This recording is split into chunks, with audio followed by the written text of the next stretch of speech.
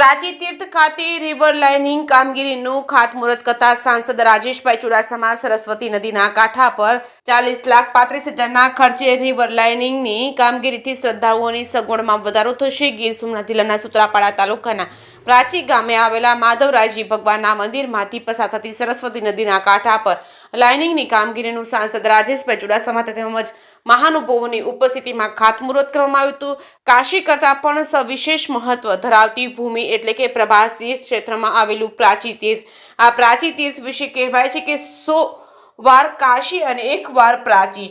આ પવિત્ર તીર્થ ભૂમિમાં ચોમાસામાં પાણીનો ઘણો જ ભરાવો થાય છે અને જેના કારણે મંદિર આસપાસનો વિસ્તાર કાદવ કીચડ મુક્ત બને અને રિવર લાઇનિંગની કામગીરી થકી મંદિરની આસપાસ વિસ્તારમાં પ્રોટેક્શન વોલ બનાવશે અને જેથી ધોવાણ થતું અટકશે। પાર્કિંગની જગ્યા દુરસ્ત કરવામાં આવશે જેથી કાદવ કીચડની સફાઈ કરવામાં સરળતા રહેશે। જે કેસની ગુજરાતી સાથે મહેશ વાજા, સોમનાથ।